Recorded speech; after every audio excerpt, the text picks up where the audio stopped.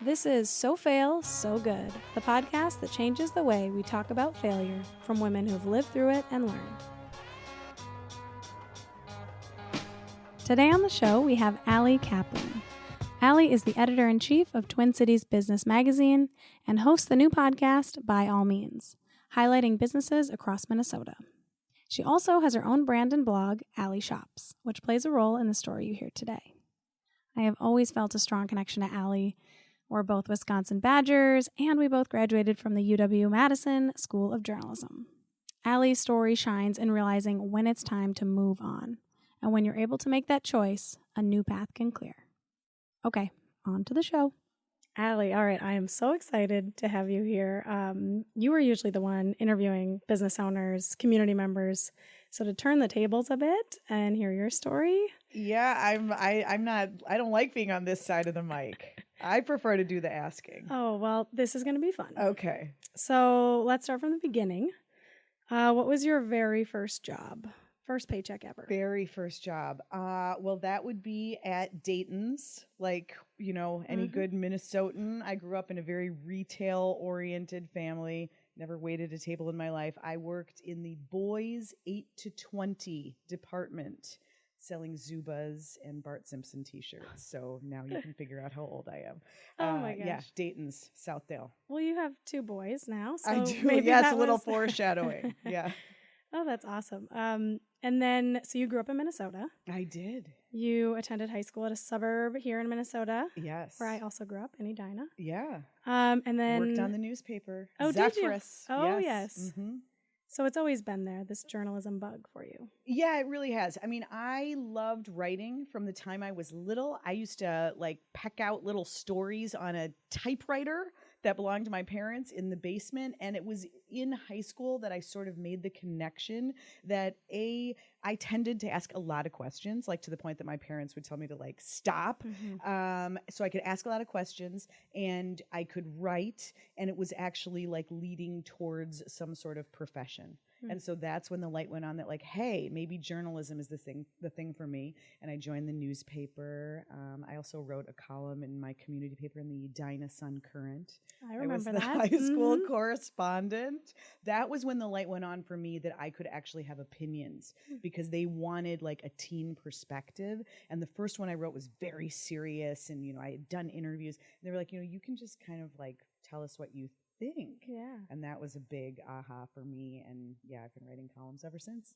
And what age was that you're writing for the Edina Current? I was probably about 16. Wow. Yeah.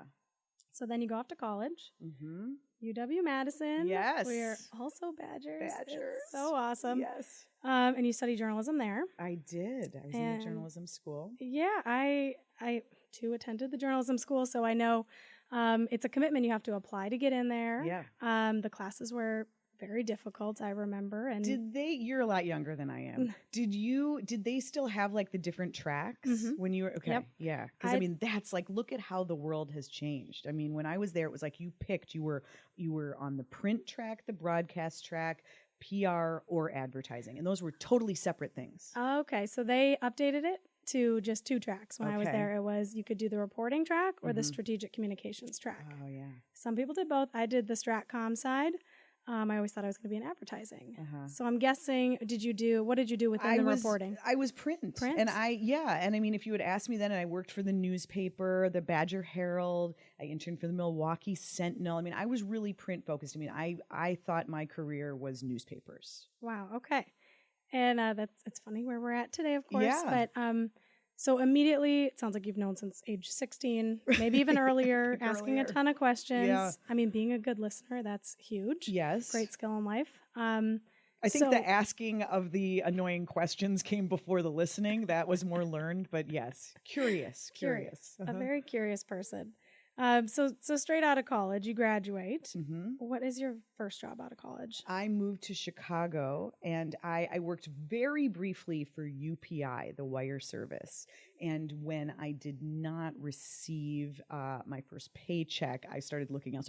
When I moved to Chicago, I knew that I was up for a possible job at the Daily Herald newspaper. Actually, one of my professors had recommended it as a good place to really learn the ropes. The Daily Herald, which is based in the suburbs in Chicago, is one of the most heavily, at the time it was the most heavily templated newspaper in the country, meaning that if you woke up in Arlington Heights, you'd have a story about Arlington Heights. They were doing local before others realized it. If you lived in Des Plaines, you'd have a Des Plaines story. So you crank out stories. I was often writing like 3 or 4 stories a day, and they all had to be exactly the same length, so they would fit in these holes. So it was a great place to learn. Lots of young people. We were all like living in the city, commuting out to the suburbs. It was great. It was a lot of fun. Oh, that's very fun. So brief stint in Chicago. You then go back to Wisconsin. No. So I was there. I was in Chicago for like 6 years. Oh, okay. Worked my way up at the Daily Herald from like covering different suburbs and, city council meetings to being on the Metro staff and writing about, that was actually the first place where I started writing about retail. I had this beat on the Metro desk where they called it Time and Pocketbooks, which was kind of corny. And I was kind of like, what do you want me to write about? But what they wanted me to write about was sort of the realities, kind of taking business, lifestyle, and news. They wanted me to write stories that were going to land on the front page that looked at how do we spend our time and how do we spend our money. So, this is happening in business, or what are the ramifications for us as humans, as consumers. And so that's where I got kind of the first taste of thinking about the psychology of retail. And funny enough, it sort of got back to my roots. Both of my parents were in retail. They met working at Dayton's. And then I worked there, and I said I never wanted to go into retail, but suddenly I was writing about retail and I loved it. And I felt like most of the time business reporters, you could just tell that they hated shopping, that they were people who never went to the mall. And I didn't feel that way. And so I felt like I was better equipped to like write these kind of business stories, but like with some perspective about the joys and the fun and the psychology of shopping as well. So that's where it kind of all came together for me. I was looking for the next thing. And the St. Paul Pioneer Press had an opening on their feature staff, which was a really special place to be at the time. They had just won their 3rd Pulitzer Prize. That feature staff was pretty amazing. I mean, Pioneer Press was an underdog even then, but it was a really, exciting place to be. And so, I came back home. So you're back home. St. Paul, that's awesome. Did you live in St. Paul? I actually did for a time. Crossed the river? Yes, I wanted. Yeah. My big fear about moving home when I did was that my mother was never going to let me leave. And indeed, that proved true. I really wanted to live in a loft. I got married, I moved, and I started a new job all in the same month. Wow. And so we lived in a loft in Lower Town before there was a stadium, before anything was going on in Lower Town. It was a great experience. I had my, the old wood walls and the big high ceilings, and quickly learned as a newlywed that doors were a really good thing for a marriage. Yes. So then we moved to Minneapolis. But yes, I did live in St. Paul at first. It was really fun after doing the crazy commute in Chicago to be able to just walk up the street to the Pioneer Press. Oh, that's awesome. And so doors are so appreciated. They really are, right? I mean, you can't underestimate. A little mystery doors. goes a long way. Okay, so you're at the Pioneer Press for how many years then before you transition over to Minneapolis St. Paul Mag? So I was actually at the Pioneer Press for 10 years. Wow. Yeah. It evolved, and I started doing other things. I started my brand while I was there. I started radio while I was there. So I had a bunch of things going. But I was there for 10 years. So let's back up. Let's talk about your brand. Okay. Alley Shops. Yes. Tell me about I don't know if it's that often that you're in someone else's company and you can create your own brand. Right. And that's very comfortable with everybody there, or if there's anybody ruffling some feathers with that. What was that like? It was weird. It was weird, no doubt. And there were other people that couldn't believe. So it was 2006. that Alley Shops launched. And keep in mind, this was before Instagram and Twitter. And I wasn't even thinking like I am branding myself. Right. It was just like I was starting this website.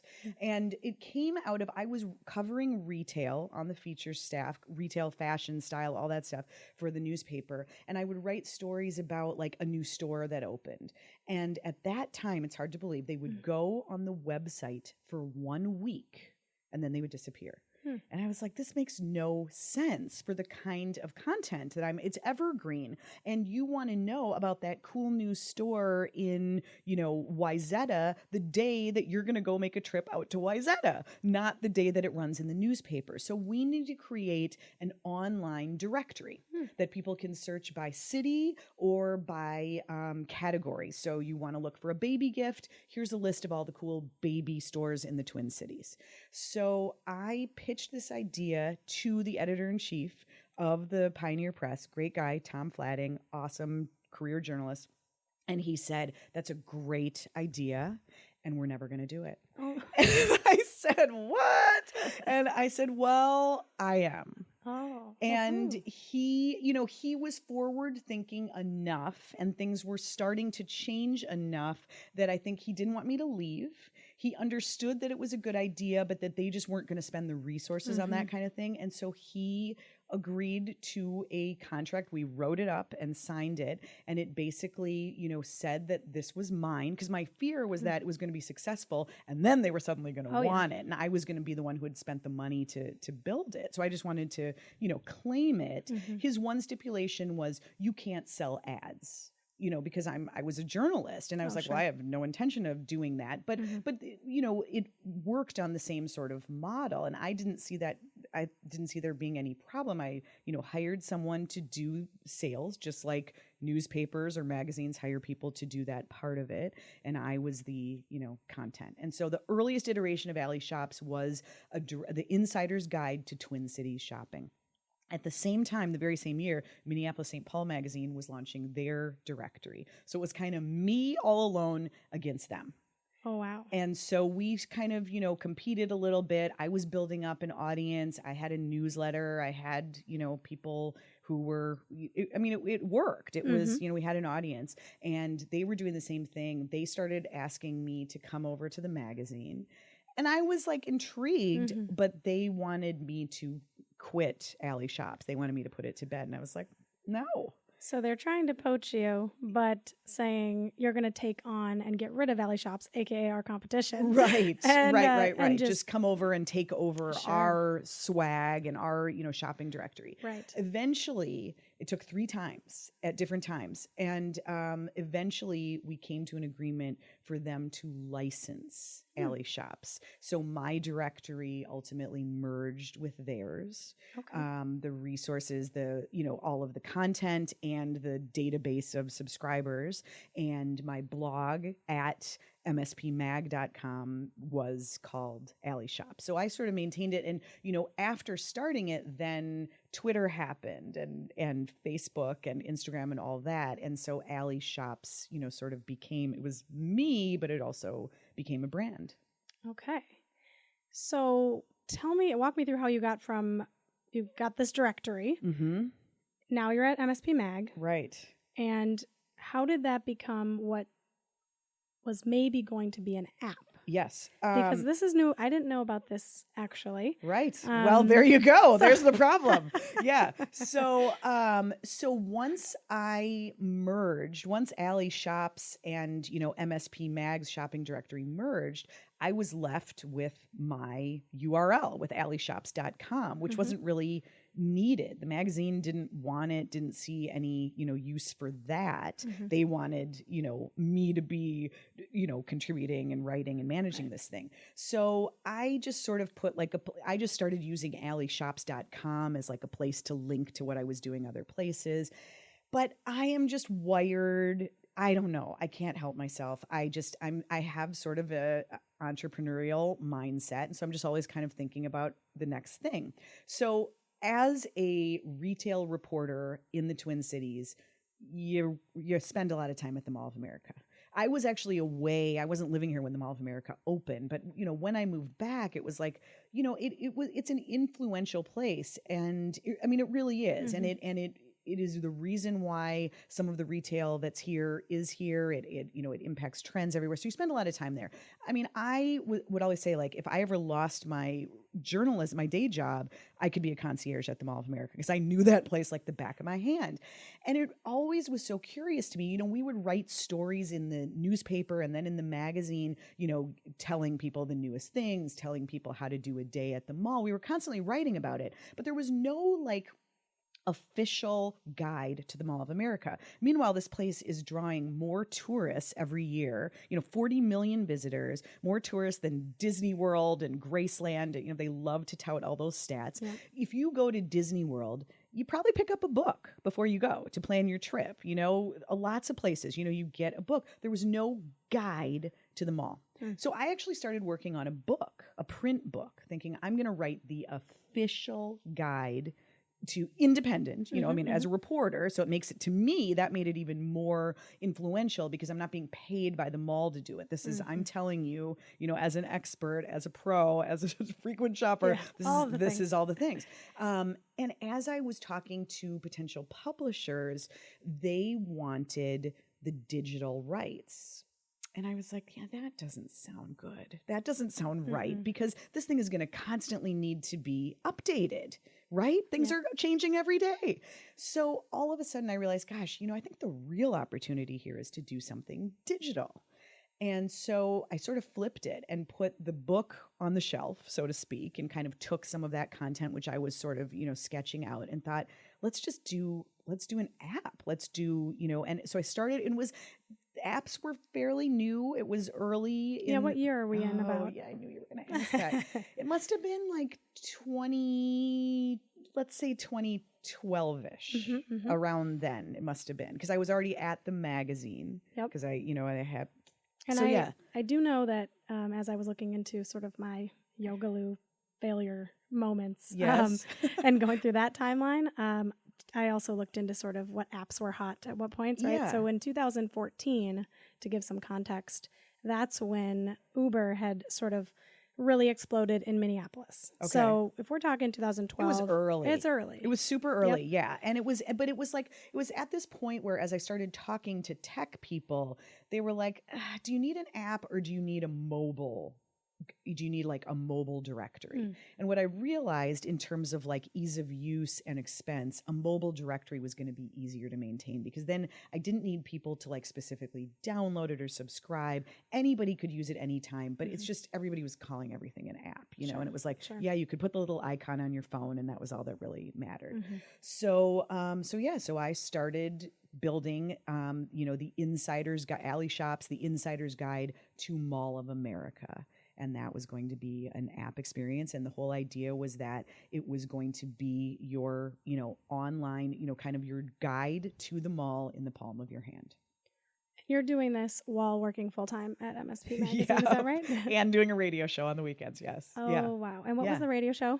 I still do the radio show. It's called Shop Girls. It's on My Talk 107.1. Yeah. I have been doing that for like 12 years now. Yeah. Wow. It's actually one of the longest running shows, other than Lori and Julia, which is, kind of their big afternoon drive time show. And the funny thing about it happened independently. And something that people don't always realize is that people in broadcast rely a lot on the written word to fill the airwaves, right? They talk about newspaper stories. And so I would get calls when I was a newspaper reporter, hey, could you come on and talk about that story that you wrote? And so that's how it started. And My Talk is a station that was all about conversation and kind of pop culture on the radio, aimed at women, talk radio for women. It wasn't going to be news. It wasn't going to be sports. It was just going to be, kind of like People Magazine on the air.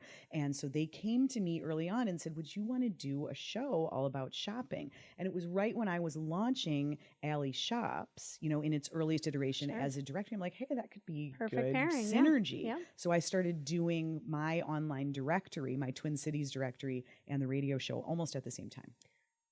When did you find the time to work on the app, because you've got the weekend, you're doing the show. Yeah. And you're working full time during the week. When did you fill in those hours, and I had a couple children in there too. Oh. Yeah. I don't, I mean, I can remember when I was first launching like my directory, like the Twin Cities shopping guide, like I would just like kind of do a third shift in the evening. I would work, I'd come home, I would eat, and then I would like work, for a few hours in the evening and get it ready. And I've kind of always worked that way. Yeah. When I was on maternity leave, I would, work during nap times, and I would just, kind of fit in different shifts. And I've always done work at home in the evenings. What can I say? Yeah.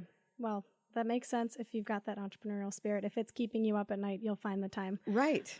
So now walk me through timeline here. The amount of time you're spending, obviously it's hours here and there when you can, working on the app. Are you doing it for how long do you pursue this?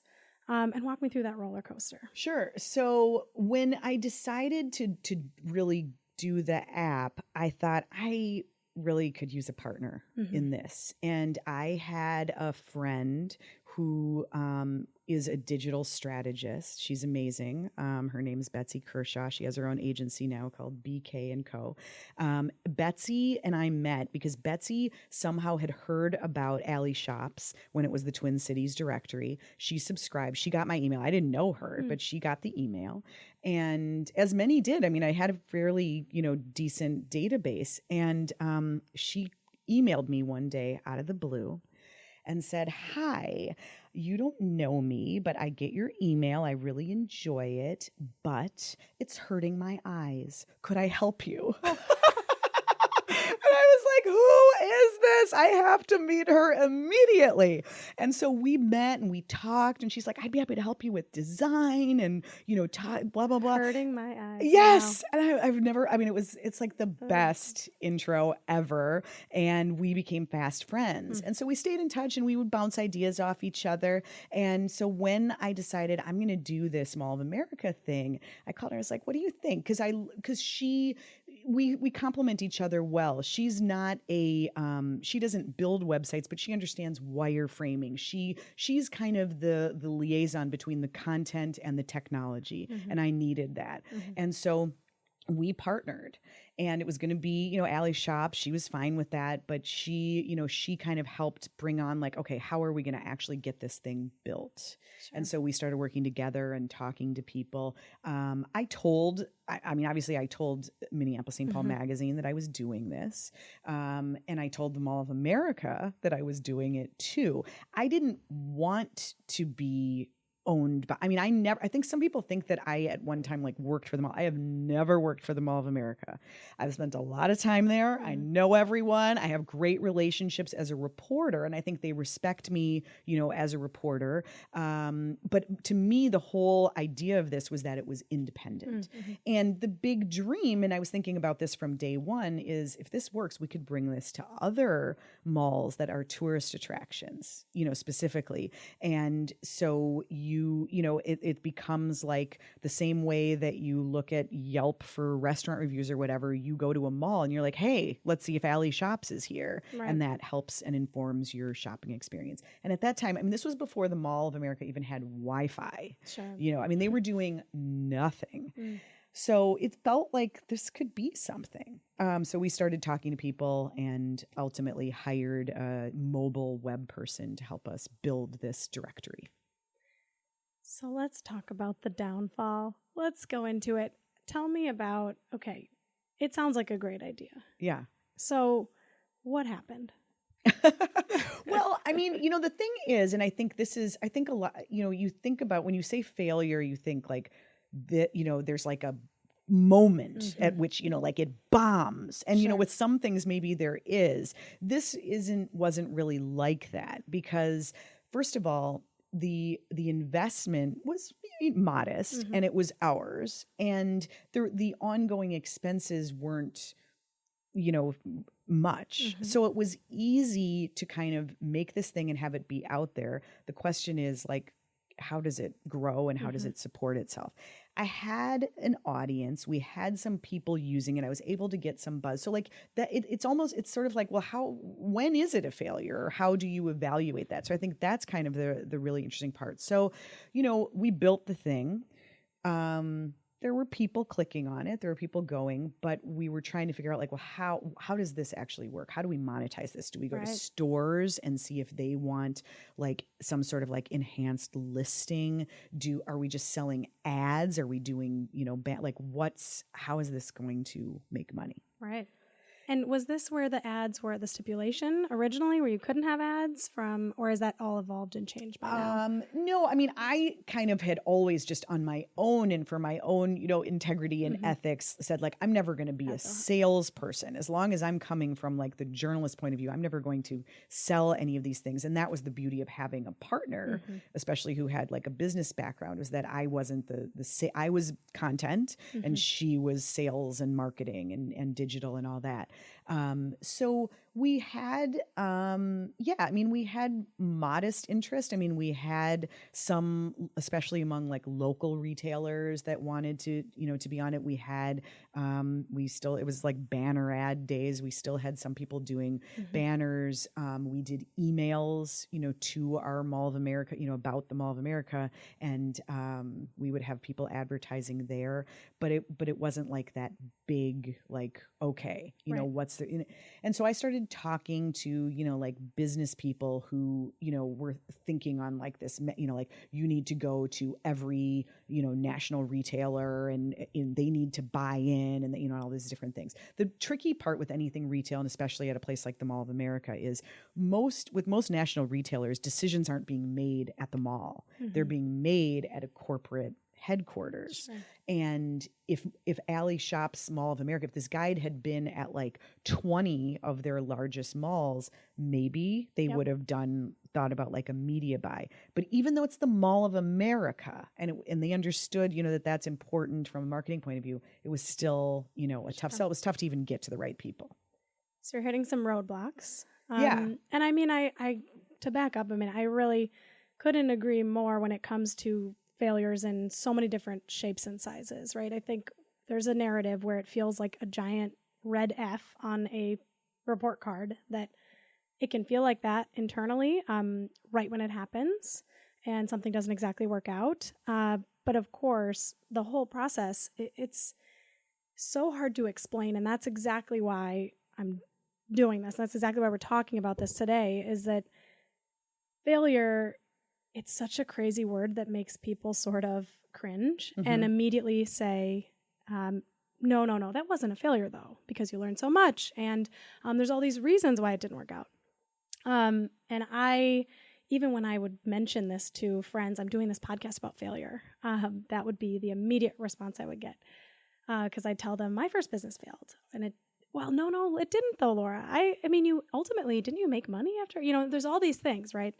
Yeah, but it was, to me, it didn't pan out the way I expected it. Right. So walk me through what that kind of came to feel like when you are hitting these roadblocks and you're saying, well, am I enjoying this anymore? You're obviously doing it on the side with the little time you have. Well, I guess one of my downfalls is I have a pretty high tolerance for being overloaded with work. I'm just comfortable doing a lot and I'm willing to do it. And like, if the only expense in the thing is like my time, then I'm like, sure, no problem. I can do that. We're not spending dollars, so that doesn't feel as scary. Like, I've always been one who's been willing to pile on more work. I'm more reticent to like jump and quit a day job to go try something. But like, because I've always sort of maintained that base, it doesn't feel as scary. And so as a result, you can kind of let something linger, and we were getting enough traction, enough people using it, enough buzz, and a couple ads here and there, that it was like sustaining. We weren't like losing money. We just weren't making money. But I was spending a lot of time keeping it updated because look, I'm a reporter and an editor and I want, and I'm wired to like break news and have things be current. So I was, working behind the scenes constantly to keep things updated, to be updating this directory of 520 stores and 300 plus restaurants and, and to come up with new stuff to put on it. So that was really the like what are we working for here? Like why, you know what I mean? Like, where is this leading to the next thing? So, we got into Betsy and I, with Alley Shops we started a separate thing. I didn't mention that, called Alley Shops Digital, which was specifically about this app, which was, kind of creating these content driven guides, which I was thinking about in retail space, in malls, but could potentially, we were thinking maybe it applies to other places. Maybe it's airports, maybe it's, other kinds of tourist destinations where there would be interest in independent content that isn't like Disney World telling you everything is magical. Right. But a real person saying, not worth the line. Yep. Not worth the $20 for those nachos. That kind of information. We got into an incubator program, which was kind of like, okay, this is it. Like, this is our chance. Like, the thing we're missing here is, like, we don't have investors. We don't have that big, like, infusion of cash. We've just been sort of like bootstrapping this. Maybe that's not the way. And so we thought, okay, this is our chance to really drill down on like the business strategy around this, figure out how we're going to get this done. It was in Kansas City. It was a company that was, kind of trying to help along apps. Most of them had been local. They loved the prospect of like, this is related to the Mall of America. They saw it. They saw what I saw. So that was gratifying. So we entered this program, and, the idea was they were going to really like mentor us and help. Spent like a year working with them in Kansas City. Yeah, I made 2 trips there. Sure, it was just most of it was virtual. Awesome. But yeah, there was that, where, and like most of the things they had worked on were local to them, so we were a little bit of like the outlier in that way. But I knew it was all through relationships, and so it was like, okay, this could be cool. And they seemed to get it, but they also seemed to get very mired in the details. They got really focused on like redoing our mobile app, and we're like, no, that's not the thing. The thing is like figuring out the business plan around this. So at the end of this whole thing, it was kind of a bummer. It was sort of like we came out with like a slightly better, design, whatever, but like not a ton to show. It was super frustrating. Sure. And I articulated that to them many times, but it didn't really matter. So you leave the incubator program. Yeah. That's a year. Right. That's like, and we're like no further ahead. So we're sort of like, ugh, so like defeated feeling. Right. So it's sort of like, we got to decide, like, what is this worth? What are we working towards? Is there, like, what would be the dream scenario here? Who's going to be interested? Meanwhile, Mall of America is kind of getting wise to the need for this, and they start getting a little more tech savvy, which I knew would happen. Right. And I was never thinking like, I'm going to compete with the mall. I was thinking this is a different thing. Maybe and some malls had mobile directories even before the Mall of America, but it's just going to tell you a listing of the stores. I was going to tell you what's the best clearance rack in the mall. Sure. What's the best place to go? Who has the best service? Things that the stores are never going to tell you, or the mall is never going to tell you, because the mall is beholden to them as tenants. Right. I'm not. Right. So that was sort of the idea. But meanwhile, not getting anywhere. So it's a slow burn, it sounds like, and I can, again, absolutely relate to that. And trying to define success, how it's hard. It's a murky thing, right? And you're sitting there with your business partner saying, it's chugging along, and it's not. That's the thing, right? It's not a failure, right? So what was the breaking point? Like, how do you determine this isn't successful? What is that? It's probably more of an internal decision versus, people saying, hey, you're out of money, you can't keep going. Right. And just walk me through that. Wasn't, well, I think it was just kind of a slow like realization that like, this just, it isn't, we've really plateaued. Like we're not growing. We're not growing in terms of, from a sales perspective, we're not growing from an audience, it was just kind of, it was what it was. And so I started thinking, like, I started getting that itch again, like, okay, I got to figure out, like, what is the next thing? I'm not going to just sit here and keep updating this directory of the mall for the rest of my career. Right. To what end, and Right. like, maybe it would be nice to like have an evening where I could just watch TV like a normal person. So, I started trying to figure that out. And Betsy, who obviously had her day job and her things, same thing. I mean, it wasn't as intense for her because I was more the day-to-day upkeep, where she would come in when we were going to like change something or redesign something. But Betsy was actually the one who suggested, she's like, I think we need like a career intervention. We need to like sit down in a room. We need to like have a big brainstorm. She had a friend and who she collaborates with, brilliant person in the Twin Cities named Maggie Shea. She has her own consultancy called Hot House Collaborative. And maybe I shouldn't say this because everyone's going to be calling Maggie, but just for friends, she doesn't really do this, although someday I think she should offer this. She is like one of those people. She's just so wise and she's on the outside. And so she, just as friends, she and Betsy are like, the best of friends. She was like, I'll sit down and take a look at this and tell you what I think. And so we started talking to her and she's like, I think we should do like a big think. We should have like, get a group of people, some people who know you, some people who don't. And let's just look at it all. Let's not just look at, Alley Shops, the Guide to the Mall of America. Let's look at everything you're doing. You're doing too many things. Everything in your life. Yes. Maggie's thing right away was like, you got to focus. You got to pick a lane. Too many things. And I was like, I don't know. I like having the different things. I like all the different paths, but like, okay, I'll do it. So we went and it was a very intimidating, vulnerable place to be. I had a group of really wise people who I like admire and respect, a couple of whom I was meeting for the first time, some of whom have been like mentors and friends and, advisors forever. And we literally like mapped it all out and talked about like, okay, what are you doing? What are you doing? And at the end of this evening, everybody in the room was like, you got to stop doing Alley Shops digital. You got to stop doing the Mall of America guide. That's the thing. What did that feel like? I mean, that to me, if you're in it and you're loving it, maybe that's a bit of judgment thrown right at you, right? Thinking about that feeling of the plateau you mentioned before, and now having people tell you, you got to stop doing this. Right.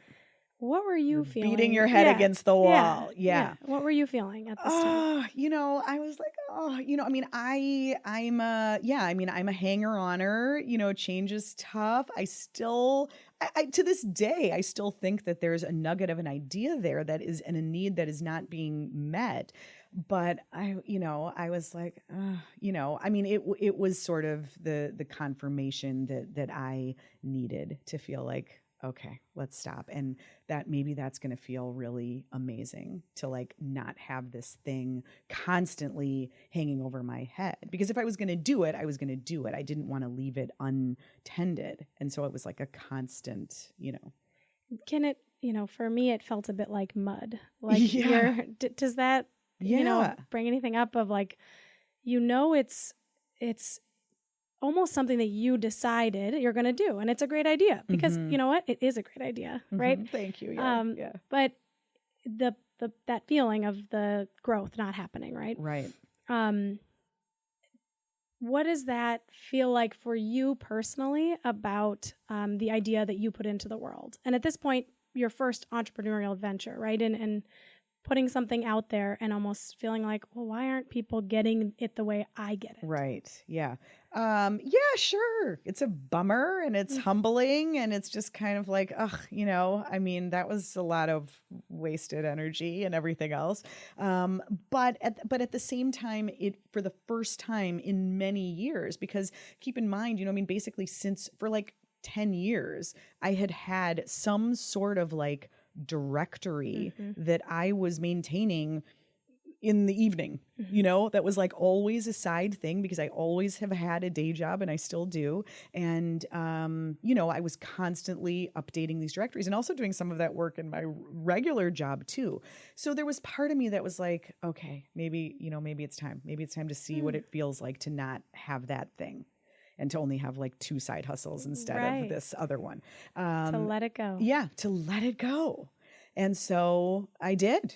And so we shut it down. Do you remember the day that you shut it down with Betsy? Do you remember what that felt like? I Or remember what you were doing? I remember going to the bank and closing our account. We met together and we had, and I mean at the end of the day, we kind of like broke even. Like we had covered what we had originally put in and we kind of got it back. So, I mean, I can't feel like, I mean, this wasn't a colossal, like, oh my God, I've mortgaged my house, it wasn't anything like that. But again, that is one of the things that haunts me is like, maybe if I had risked more, maybe if I had gone bigger, it could have, you look at things that happened after I started that, like Refinery 29 and Digiday and like all these other companies that were like, just went for it and had VC money behind them from day one. Like, could this idea have worked if I had gone that route?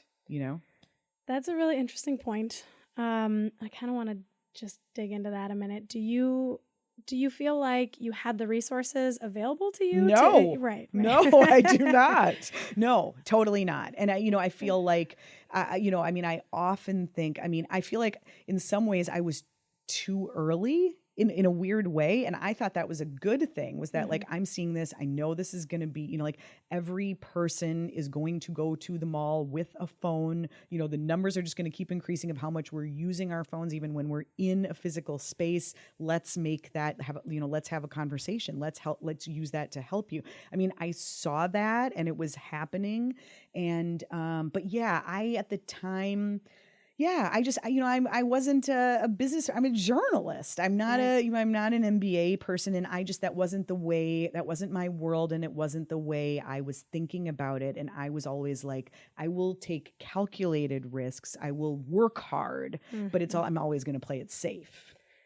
This is definitely something I hear a lot with a lot of female entrepreneurs that I work with and we've been interviewing, and I too felt the same way. Yogaloo, I wanted to make it an app. I thought it had to be an app, but I didn't have the courage to go and try to raise money. I thought, who would ever give me money? Right. And there's something else that's so scary about taking other people's money, and what if you don't deliver, right? What if you lose their money? So to bootstrap and just be grinding away and not be able to even, if you get funding, you can hire people and you can do these things that may help you scale your business, right?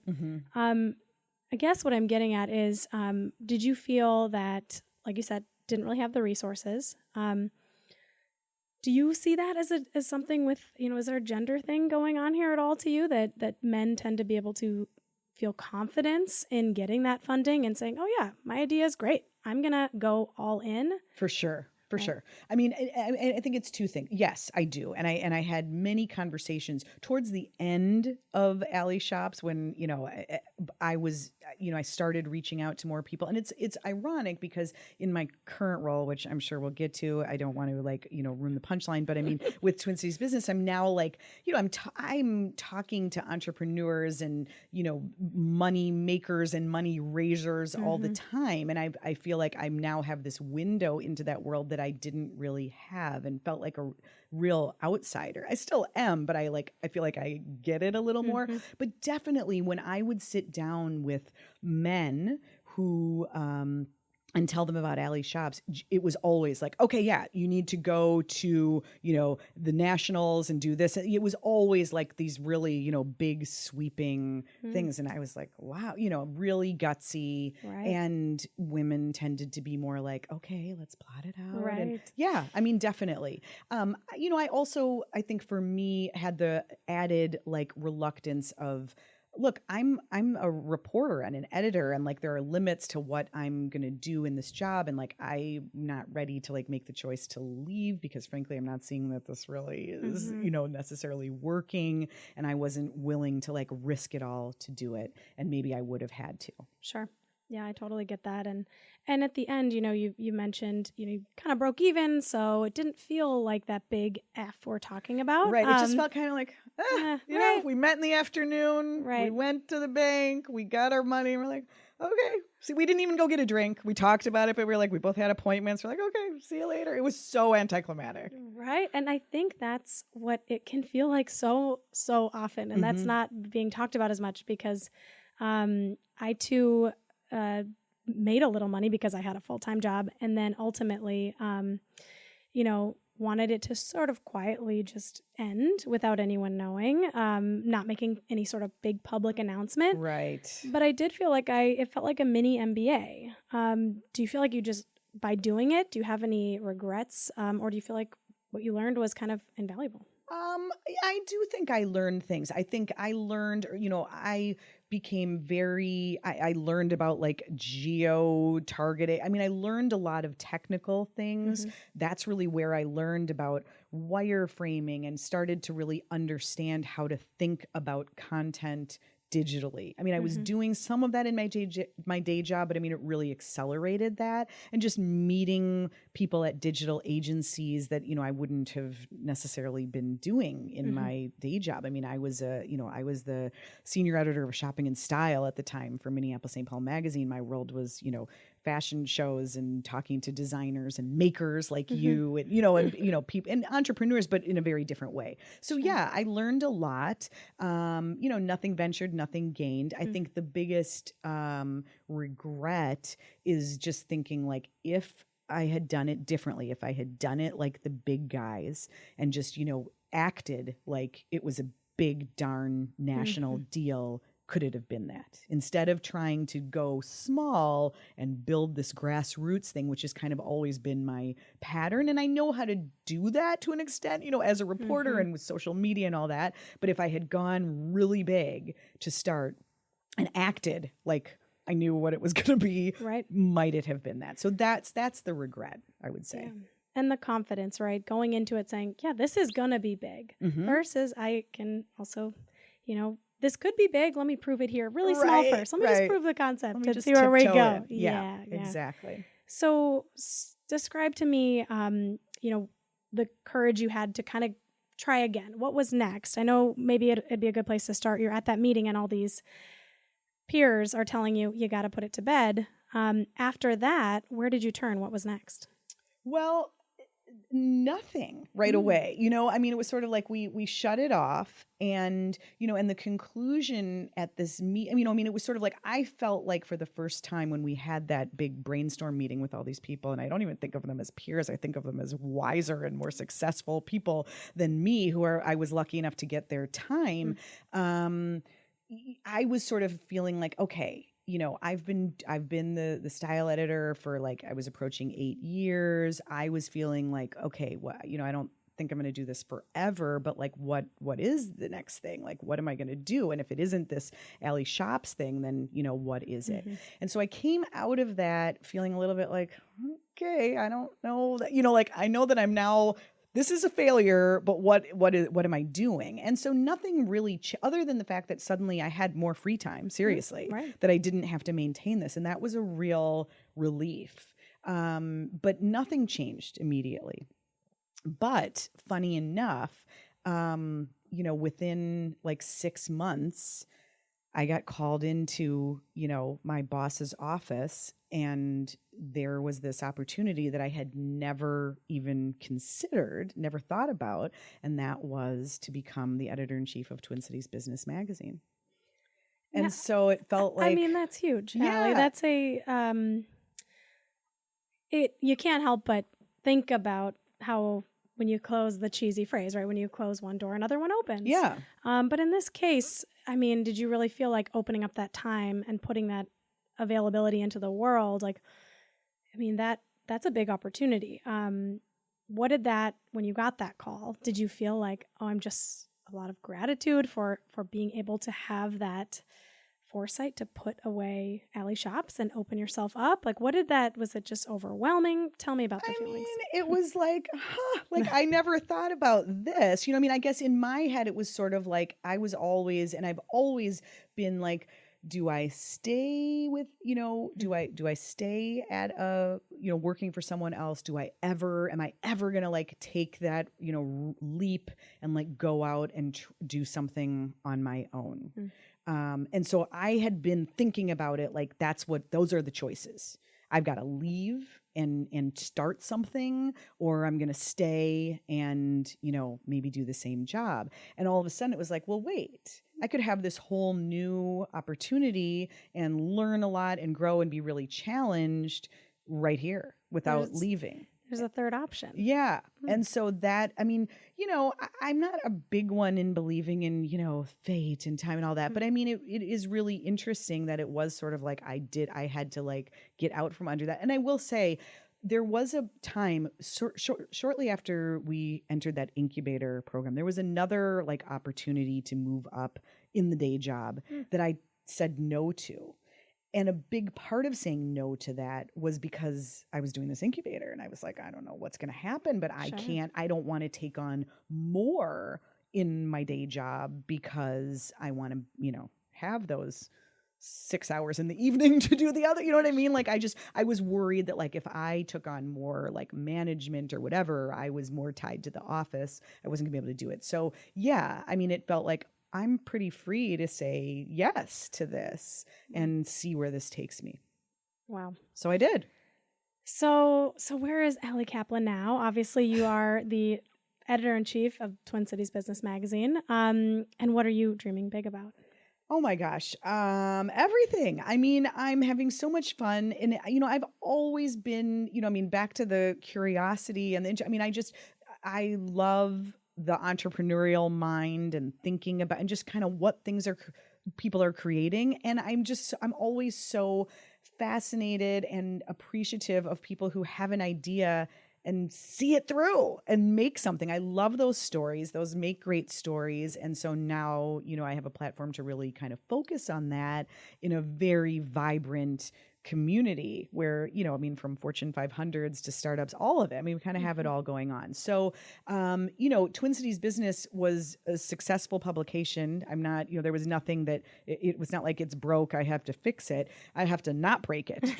but I think there's an opportunity to reach a new generation that is definitely more entrepreneurial minded. I think when Twin Cities Business started 25 years ago, the dream was to get to the corner office at the Fortune 500. And I don't know that's still the dream for some people, although I think it looks a little different today, even if that is the dream. But I don't think that's everybody's dream anymore. And I just think there's just a broader range of business stories that we can tell and cover. So that's part of it, the fun. And, just kind of like redesigning the magazine, which we've already done a lot of. We redid the logo, thinking about new events. I mean, the thing about a magazine these days is it's got to be a whole kind of ecosystem. It's not just a print publication. Print is still, that's the planet and everything else has to revolve around that. I still love print. I still love picking up a magazine and reading it. I think that's it's just kind of a delicious experience to have the time to sit down and do that. And there's certain things that just you can't translate to digital as well. But I also love digital, and I've always been wired that way. So increasing the web audience, growing that, social, thinking about, new events and a podcast, which we're doing as well. So we launched a podcast for Twin Cities Business a few months ago. It's called By All Means. We're telling stories of business leaders and entrepreneurship and kind of, some of the big brands in Minnesota that you might know, but you didn't know the story of how it came to be. So yeah, I'm a big fan. Thank you. So good. Thank you. Okay, last question for you, Allie. Hindsight is a powerful thing. Yes. And knowing what you know now and where you are now, let's go back to maybe that moment at the bank and you're with Betsy and you're feeling maybe a little defeated, but also just anticlimactic, like you said. See ya. Call you next week. Right? Yeah. What would you have told yourself then, knowing what you know now? Gosh, I guess just to be, the old cliche that when a door closes, another opens, and just to be open to things, and that it might not be the things that you think. It might not be, exactly the opportunity that you're expecting, but just that when you kind of free yourself up and you aren't so like burdened by like the thing that isn't really thriving that you're still pushing on, you suddenly open yourself up to just see new opportunities. Very well said. Thank you. Thank you, Allie. Thank you so much for your time and for being with me today. I had so much fun. This was great. Did you notice when Allie set aside the time to figure out her next move, her dream job opened up to her? It's so rare to actually set aside that time for ourselves, to think, truly think on what we love doing, our strengths, what's next.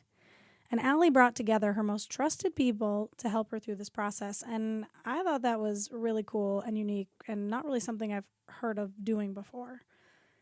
And by letting go of the app, at least in that season of her life, she brought on the possibility of something new. Uncertainty for what's to come is always a scary place to be.